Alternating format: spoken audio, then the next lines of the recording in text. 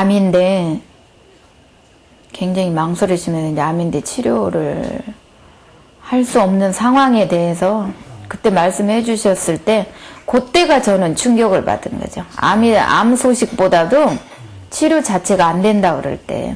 당시 그 흉부 컴퓨터 촬영상 우측 목 주위에 2cm 되는 가량의 임파선 전이가 발견이 되어서 수술은 당시에는 좀 어려운 상태였고요. 수술도 할 수 없을 만큼 번져버린 암세포. 참을 수 없는 통증이 수시로 찾아왔다. 그래서 이런 통증이 오면 차라리 나 죽는 게 낫겠다 싶어서는 자살하려고 편지 2통을 다 작성을 했었어 내가. 그래서 그 이튿날 또 역시 막 통증이 오고 그러길래 그때는 뒤 돌아보지 않고 그냥 뛰어들었는데 거기 낚시하는 사람들이 어떻게 와보고 건져준 거예요 저를. 절망의 끝에서 김경식 씨가 선택한 것은 운동, 그리고 자연과 함께하는 삶이었다. 매일같이 산에 올랐고 통증을 이기기 위해 이를 악물며 웃고 노래했다. 아리라 아라리가 났네 우리가 자연에 와서 고난갈 수가 있나 암도 고치고 건강 찾아 가족품으로 돌아가세 경식이는 건강하다 경식이는 행복하다 선병아는 행복하다 경식이는 부자다 경식이는 어떤 고난과 얼음에 닥쳐도 헤쳐나갈 수 있다 이거도 마찬가지다 통증 있는 분들이 막 박장대서 웃었을 때 그 통증도 안 와된다고 그러거든요, 이게. 저 같은 경우도 통증 있을 때 그냥 좋다 하니까 무조건 막 웃어보고 이게 모든 것을 내 아픔을 잊는 거예요, 그 순간만큼.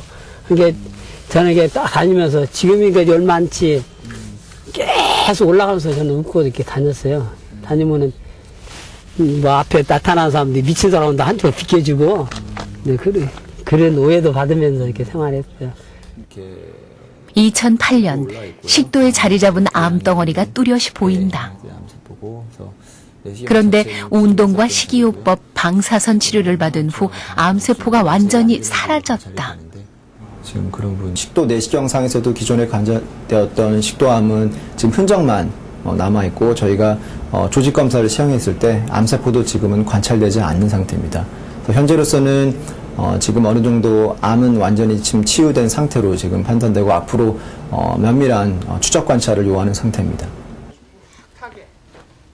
김경식 씨는 요즘 일주일에 반 이상을 암 환우들과 함께 생활하고 있다. 장작도 직접 구하고 텃밭도 함께 가꾸면서 최대한 자연에 가까운 모습으로 하루하루 살고 있다. 오늘 아침에는 산에 올랐다가 1m도 넘는 칡을 몇 뿌리나 캐냈다. 야 진짜 이거 지금 나온 중에서 최고 진짜 이런 거 없었어요. 없지?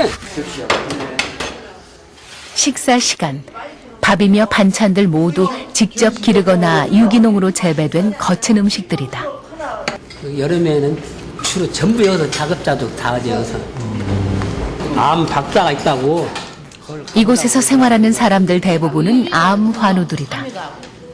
한춘난 씨 역시 지난 5월 폐암 3기 진단을 받았다. 수술이 어려운 상황이라고 했다. 암은 뭐 이렇다 저렇다 저도 아직도 암에 대해서 어떻게 하면 정복할 수 있다 어떻게 하면 나을 수 있다 그런 걸 저는 몰라요. 근데 어찌도 열심히 하다 보면은 그런 뭐 이분처럼 좋은 결과 있지 않을까 하는 믿음 갖고 있죠. 식도암 말기, 험한 산을 넘어온 김경식 씨. 그의 동행은 아픔을 함께하는 환우들, 그리고 아내다. 감사하죠. 뭐 주말이라도 감사하죠. 이렇게 사람만 그 가족 옆에 있으니까 아침 하루하루 일과 보내기 너무 감사하고 기쁜 거예요, 그냥. 옆에 있는 걸로만 해도 감사한 거죠. 감사한 거죠. 이게 질병이 있어서 지병을 갖고라도 남편이 있는 게 낫지. 근데 살아났으니까 감사하고 좋은 거죠. 첫째는 감사한 거죠.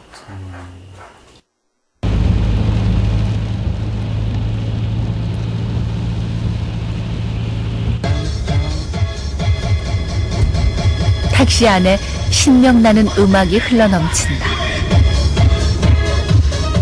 박자까지 맞춰가며 운전을 하는 이홍재 씨.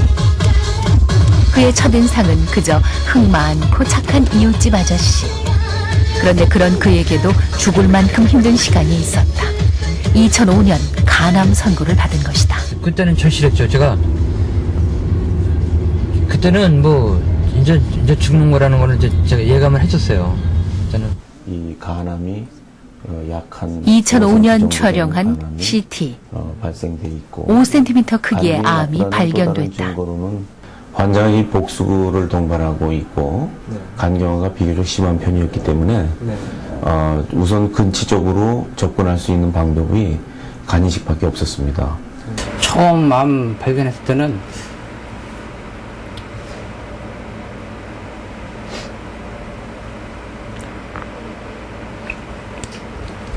제가 말을 잘 못했어요. 집에 가서도 우리 식구들한테도 말을 못했어요.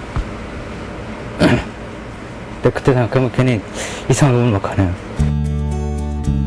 간 이식밖에는 길이 없었을 때 아버지에게 선뜻 손을 내밀어 준 것은 아들 용수 씨였다. 아버지에게 자신의 간 40%를 이식해 준 것이다. 수술 후 다행히 아버지와 아들 두 사람 모두 특별한 거부 반응 없이 건강을 회복했다. 시험 보지도 않았어요. 아직 안 봤다고? 수술 자국을 기꺼이 보여주는 용수 씨. 아들에게 이 상처는 아버지의 생명과 맞바꾼 훈장과도 같은 것이다. 그냥 두려움이 없었고 그냥 무조건 아버지부터 살리고 보자고 생각밖에 없었고 수술이 뭐 까짓거 뭐 해봤자 잠깐 고통이지 금방 지나가고 이것만 참으면 내 아버지가 사니까 아버지가 없는 거는 제가 아픈 것보다 훨씬 더 안 좋으니까 그게 더 낫다고 생각해서 그런 생각도 전혀 안 했었어요. 간 이식 직후 촬영한 이홍재 씨 CT. 그런데 5년 후 놀랍게도 간이 건강할 당시의 크기와 비슷할 정도로 회복돼 있다. 스페이스가 좀 줄어들었죠. 간 이식을 과거에는 이제 간이 적당히 몸에 맞게 커야 된다 이렇게 생각을 했는데 건강한 사람의 간의 절반 정도를 이식을 하게 되면 이홍재 씨 같은 경우 약 한 2달 정도가 되면 거의 본인한테 필요한 양만큼 간이 커지게 되고 그리고 간을 준 분도 약 한 달 정도 되면 거의 90% 가깝게 간이 커지는 것으로 이렇게 돼 있죠. 그런데 행복과 불행은 쌍둥이처럼 함께 온다고 했던가.